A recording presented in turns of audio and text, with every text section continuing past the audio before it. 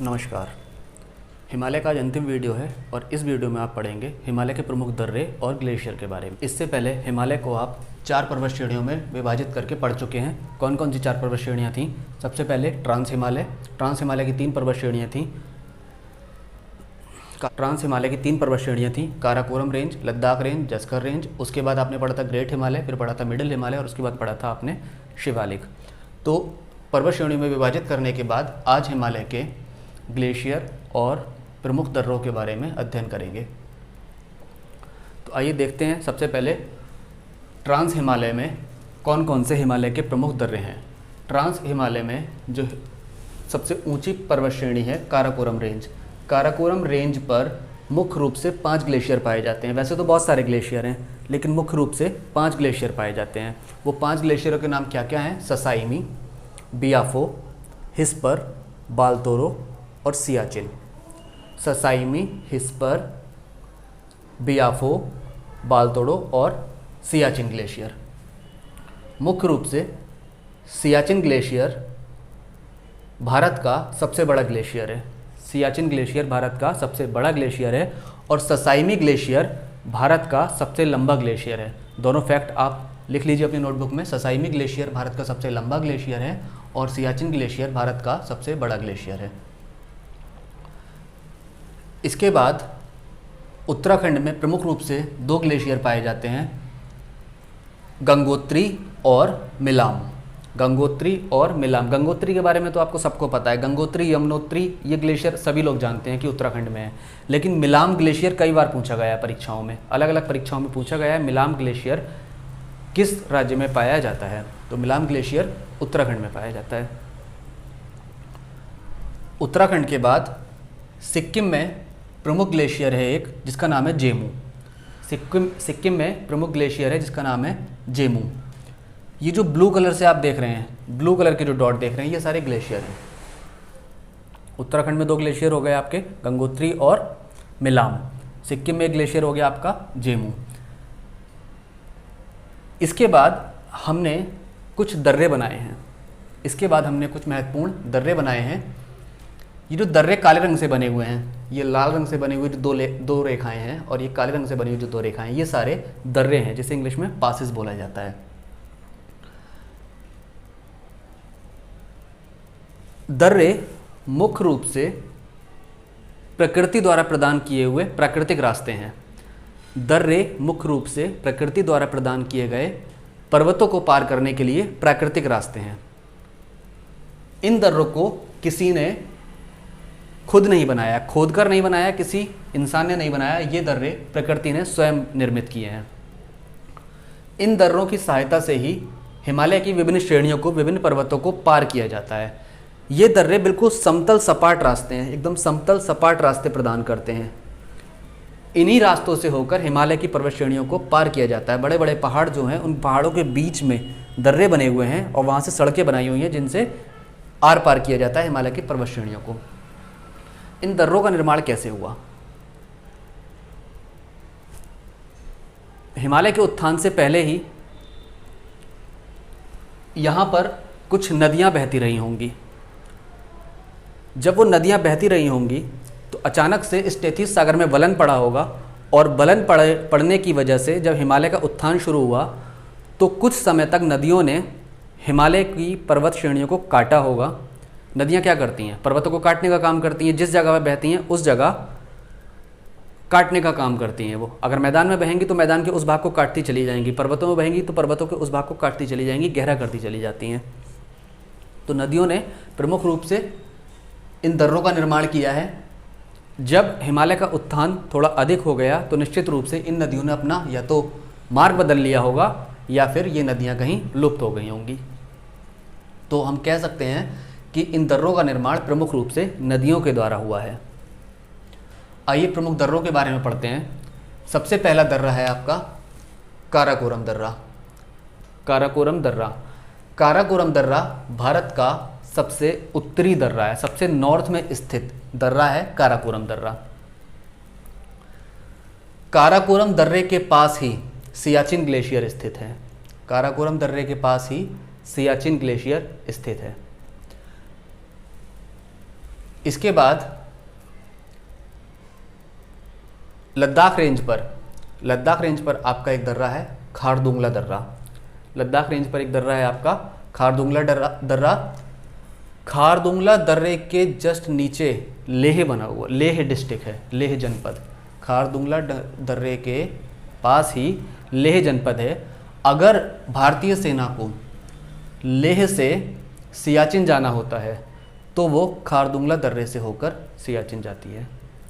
अगर भारतीय सेना को लेह से सियाचिन जाना होता है तो खारदुंगला दर्रे से होकर जाती है।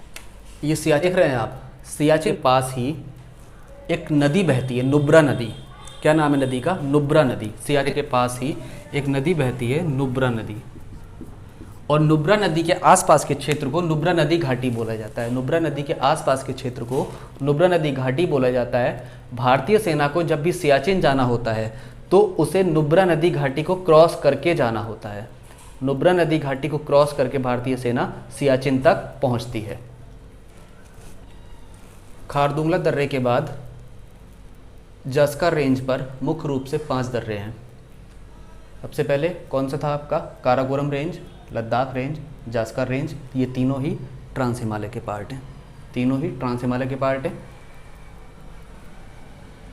जस्कर रेंज पर जो ये रेड कलर से बनाए हुए 2 दर्रे हैं ये जम्मू कश्मीर में हैं, और ये 3 ब्लैक कलर से बनाए हुए जो दर्रे हैं ये हिमाचल प्रदेश में हैं। रेड कलर वाले जो दर्रे हैं ये रेड वाला और ये वाला, ये जम्मू कश्मीर में स्थित हैं जस्कर रेंज पर, और ये जो ब्लैक कलर वाले तीनों दर्रे हैं ये हिमाचल प्रदेश में हैं। तो सबसे पश्चिमी दर्रा जो है इसे बोला जाता है बुर्जिल पास, बुर्जिल दर्रा, बुर्जिल पास। और इसके नीचे की तरफ जो दर्रा स्थित है इसे बोला जाता है जोजिला पास। क्या बोला जाता है? जोजिला दर्रा। जोजिला दर्रे के नीचे जब आप आते हैं हिमाचल प्रदेश की तरफ, रोहतांग पास, बारालाचाला पास और शिपकिला पास। रोहतांग और बारालाचाला दोनों मनाली से लेह जाने का रास्ता प्रदान करते हैं।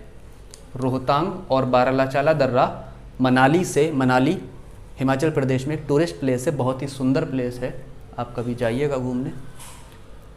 तो मनाली से लेह जाने का जो रास्ता प्रदान करता है वो रोहतांग पास और बारालाचाला पास।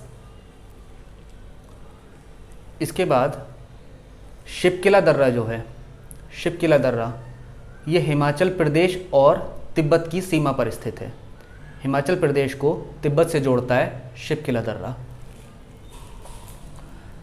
तिब्बत में मानसरोवर झील, यहाँ मानसरोवर झील है, मानसरोवर झील से जो सतलज नदी निकलती है, मानसरोवर झील से सतलज नदी निकलती है, वो शिपकिला दर्रे के पास से होकर ही हिमाचल प्रदेश में प्रवेश करती है। शिपकिला दर्रे के बीचों बीच से प्रवेश नहीं करती, शिपकिला दर्रे के पास से ही हिमाचल प्रदेश में प्रवेश करती है मानसरोवर झील से निकलने वाली सतलज नदी। क्लियर? इसके बाद ये ट्रांस हिमालय का पार्ट आपका कंप्लीट हो गया। ट्रांस हिमालय में आपके कौन कौन से दर्रे थे? सबसे पहले काराकोरम दर्रा, खारदुंगला दर्रा, उसके बाद बुर्जिल दर्रा, जोजिला दर्रा, रोहतांग दर्रा, बारालाचाला दर्रा और शिपकिला दर्रा। ये तीनों ही जो रेंज थी आपकी काराकोरम, लद्दाख और जस्कर रेंज पर स्थित थे, और ये ट्रांस हिमालय का पार्ट थे। ट्रांस हिमालय के बाद जब आप ग्रेट हिमालय के नीचे, ग्रेट हिमालय के दक्षिण में आते हैं मिडिल हिमालय पर, मध्य हिमालय पर, तो मिडिल हिमालय में जो कश्मीर में पर्वत श्रेणी है उसको क्या बोला जाता है? कश्मीर की पर्वत श्रेणी को पीर पंजाल पर्वत श्रेणी। पीर पंजाल पर्वत श्रेणी में आपके 2 दर्रे हैं, एक है पीर पंजाल दर्रा और एक है बनिहाल दर्रा। ये आपका पीर पंजाल दर्रा है और ये बनिहाल दर्रा है। पीर पंजाल पर्वत श्रेणी के ऊपर बसी हुई है कश्मीर घाटी, और पीर पंजाल दर्रे के नीचे है जम्मू। जम्मू से कश्मीर जाने वाला सड़क मार्ग बनिहाल दर्रे से होकर जाता है। जम्मू से कश्मीर, कश्मीर की राजधानी है श्रीनगर, तो श्रीनगर जाने वाला सड़क मार्ग बनिहाल दर्रे से होकर जाता है। बनिहाल दर्रे में है जवाहर सुरंग।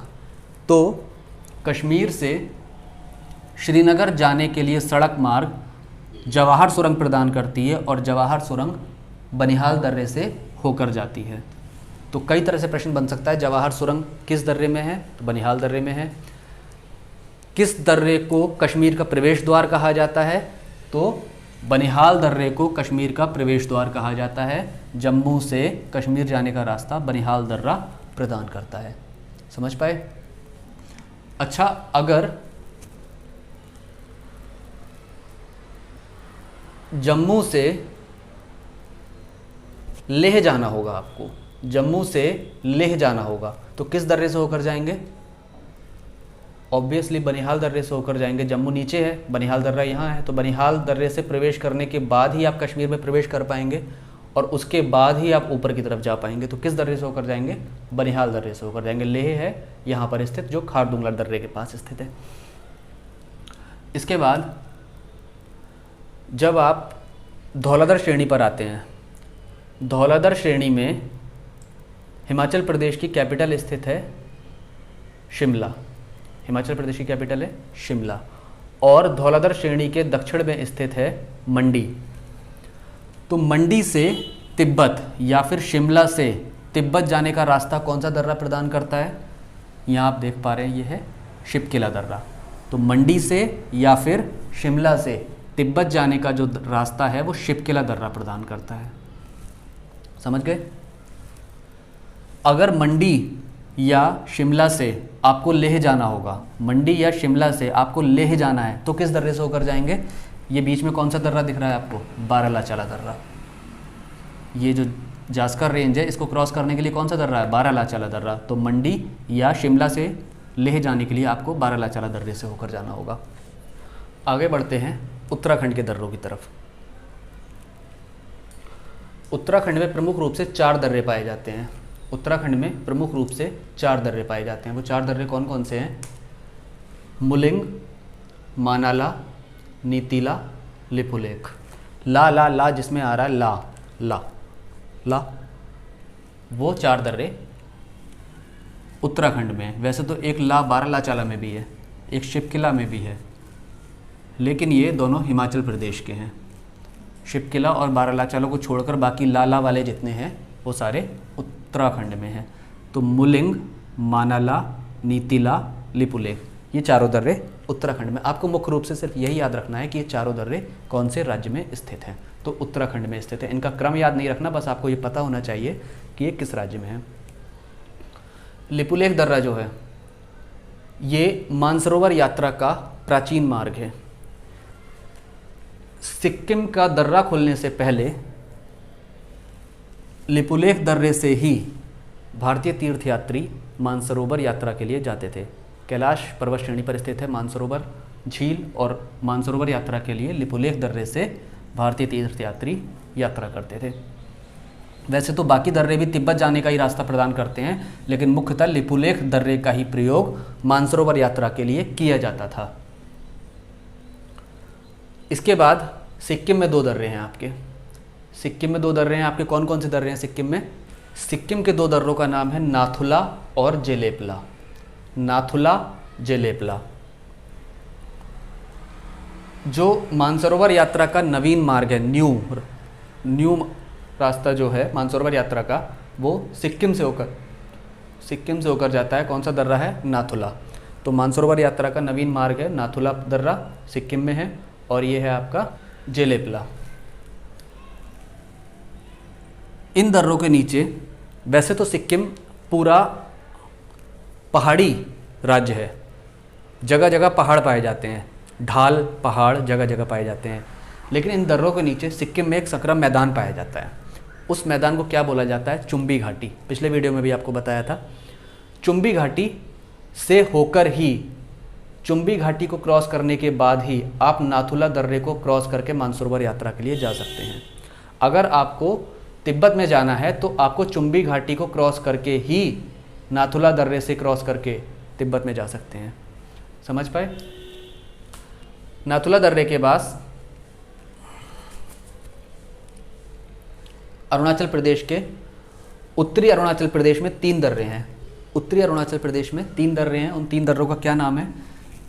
बूमडिला, यांग्याप और कांगरी करपोला। कौन कौन से 3 दर्रे हो गए आपके?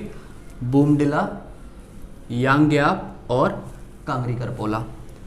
ये तीनों दर्रे तिब्बत अरुणाचल सीमा पर स्थित हैं, या फिर कह सकते हैं चाइना अरुणाचल सीमा पर स्थित हैं।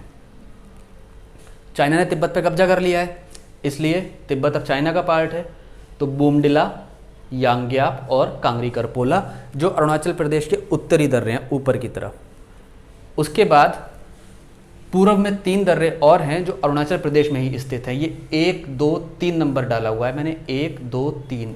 इन दर्रों के नाम है दिफू, पांगसाड और लिखापानी। दिफू दर्रा, पांगसाड दर्रा और लिखापानी दर्रा, ये तीनों म्यांमार से सीमा बनाते हैं अरुणाचल प्रदेश की। म्यांमार से सीमा बनाते हैं अरुणाचल प्रदेश की, दिफू, पांगसाड और लिखापानी। एक और दर्रा जो मणिपुर में है, 4 नंबर दिया हुआ है। मणिपुर में इस दर्रे का नाम है आपका तुजू पास, तुजू दर्रा मणिपुर में है और ये भी म्यांमार से सीमा बनाता है। तुजू दर्रा म्यांमार से सीमा बनाता है। तो ये हो गए आपके मुख्यतः भारत के दर्रे। इनके अलावा दर्रे और भी हैं, लेकिन जो एग्जाम में बार बार पूछे जाते हैं वो मुख्यतः यही दर्रे हैं। अब एक बार आप इनको क्रमशः राज्य के अनुसार लिख लीजिए। तो जम्मू कश्मीर में आपके कौन कौन से दर्रे हो गए? सबसे पहले आपका काराकोरम, खारदुगला, बुर्जिल, जोजिला, पीर पंजाल, बनिहाल, इतने दर्रे आपके जम्मू कश्मीर में हो गए। हिमाचल प्रदेश के दर्रों की बात करें तो रोहतांग दर्रा, बारालाचाला दर्रा, शिपकिला दर्रा, ये तीनों दर्रे आपके हिमाचल प्रदेश में हो गए। उत्तराखंड के दर्रों की अगर बात करें तो मुलिंग, मानाला, नीतिला, लिपुलेख। सिक्किम के दर्रों की अगर बात करें तो नाथुला और जेलेपला, नाथुला और जेलेपला। अरुणाचल प्रदेश के 6 दर्रे हो गए आपके, बोमडिला, यांग्याप, कांगरी करपोला, दिफू, पांगसाड और लिखापानी। इसके बाद आपका एक दर्रा है मणिपुर का जो म्यांमार से सीमा बनाता है, तुजू दर्रा जो मणिपुर में है। ये मिजोरम है, मिजोरम के ऊपर मणिपुर, मणिपुर के ऊपर नागालैंड और नागालैंड के ऊपर अरुणाचल प्रदेश। तो मणिपुर से दर्रा म्यांमार से सीमा बनाता है। जो नाथुला दर्रा था ये मानसरोवर यात्रा का नवीन मार्ग है और ये भारत चीन के मध्य जो व्यापार होता है, भारत चीन के मध्य सड़क के रास्ते से जो व्यापार होता है उसका अधिकतर भाग नाथुला दर्रे से ही व्यापार होता है। अधिकतर प्रतिशत नाथुला दर्रे से ही भारत चीन के मध्य व्यापार होता है। भारत चीन के मध्य प्राचीन रेशम मार्ग के नाम से भी नाथुला दर्रे को जाना जाता है। अगर आपसे पूछा जाएगा एग्जाम में कि प्राचीन रेशम मार्ग के नाम से किसे जाना जाता है तो नाथुला दर्रे को ही भारत चीन के मध्य प्राचीन रेशम मार्ग के नाम से जाना जाता है। समझ पाए आप? ये चाइना जितनी चूं चपड़ कर रहा है ना और मेड इन चाइना पे जो बैन लगा रहे हैं हम लोग, भारत सरकार तो नहीं लगा सकती क्योंकि कुछ विदेश नीतियाँ होती हैं उसके अनुसार। हाँ, अगर भारत सरकार रास्ता बंद करना चाहे तो इस दर्रे को बंद कर देगी, नाथुला दर्रे को बंद कर देगी शटाक। उसके बाद खड़े रहो अपने ट्रक लेकर, यहाँ से दर्रा बंद कर दो, रास्ता बंद। चाइना जाने का इधर से रास्ता बंद जो सड़क के माध्यम से व्यापार होता है। अरुणाचल प्रदेश में एक जगह है त्वांग, या इसे बोला जाता है तवांग। क्या बोला जाता है? तवांग। हिंदी में लिखा जाता है तवांग। चाइना तवांग पर अपना दावा करता है। तवांग पर दावा क्यों करता है? यहाँ पर बौद्ध बहुत अधिक संख्या में रहते हैं, बौद्ध बाहुल्य इलाका है तवांग अरुणाचल प्रदेश में। वैसे तो चाइना पूरे उत्तर भारत पर अपना अधिकार जमाता है और पूरे उत्तर भारत पर दावा करता है। चाइना की नीति ही ऐसी रही है, राज्य विस्तार नीति। लेकिन तवांग में बौद्ध बाहुल्य इलाका है, इस बिहाफ पर चाइना अरुणाचल प्रदेश पर अपना दावा करता है। दूसरा, जो अरुणाचल प्रदेश के लोग होते हैं वो चाइनीज़ की तरह ही दिखते हैं, इस आधार पर भी दावा करता है। तीसरा, अरुणाचल प्रदेश में जो चट्टानें पाई जाती हैं वो बहुत हद तक तिब्बत की चट्टानों से मेल खाती हैं। अरुणाचल प्रदेश में जो चट्टानें पाई जाती हैं बहुत हद तक तिब्बत की चट्टानों से मेल खाती हैं। तिब्बत पर चाइना ने अपना कब्जा कर लिया है, तो चाइना अरुणाचल प्रदेश पर भी अपना दावा पेश करता है। असल में नीयत ख़राब है चाइना की। एक बार अगर अरुणाचल प्रदेश तक आ गया, एक बार अगर आ गया, वैसे तो आ नहीं पाएगा, लेकिन अगर एक बार अगर आ गया तो एक एक करके अलग अलग राज्यों पर दावा करता चला जाएगा। अरुणाचल प्रदेश पे आएगा, फिर कहेगा नागालैंड मेरा है, फिर कहेगा मणिपुर मेरा है, फिर कहेगा मिजोरम मेरा है, त्रिपुरा मेरा है, हो सकता है बांग्लादेश को भी अपना बना ले, कहेगा बांग्लादेश भी मेरा है। नीयत खराब है, चूं चपड़ ज़्यादा करता है। चलिए ठीक है, ये हो गए भारत के ग्लेशियर और प्रमुख रूप से दर्रे। तो यहाँ पर हिमालय अध्याय आज पूरी तरह से समाप्त हुआ। इसके बाद हम पढ़ेंगे भारत का प्रायद्वीपीय भारत का पठार और उत्तर भारत का मैदान। ये पूरा जो नीचे का भारत, आधा भारत का भाग है, वो प्रायद्वीपीय भारत का पठार कहा जाता है, और उत्तर भारत का मैदान कौन सा, गंगा यमुना ब्रह्मपुत्र नदियों के द्वारा बनाया हुआ मैदान जो है उत्तर भारत का। तो पढ़ते रहिए, इसी तरह हंसते रहिए, मुस्कुराते रहिए, खुश रहिए, खुश रखिए। नमस्कार।